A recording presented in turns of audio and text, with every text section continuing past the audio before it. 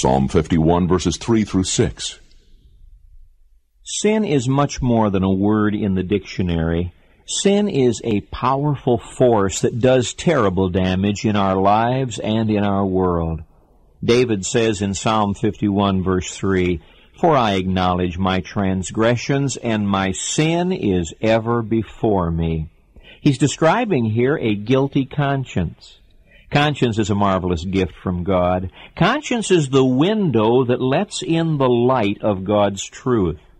And if we sin against God deliberately, that window starts to get dirty and not as much truth comes in until it gets to the point where the window is letting in not the light, but the darkness. The Bible calls this a defiled conscience, a seared conscience.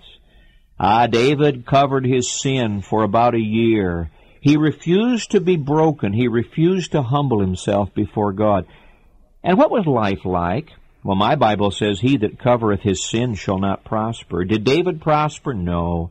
"For I acknowledge my transgressions, and my sin is ever before me." Wherever he looked, he saw his sin.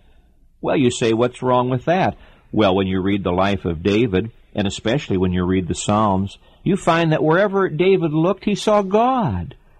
One day he was watching a rainstorm, and he saw God and wrote a beautiful psalm about it.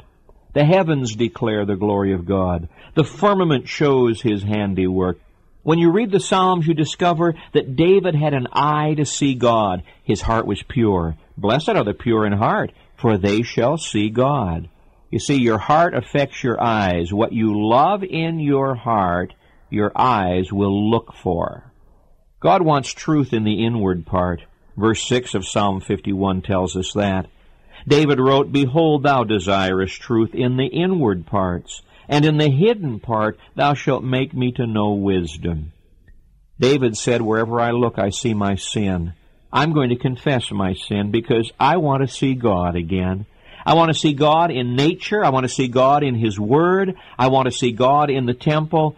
I want God to cleanse the inward parts.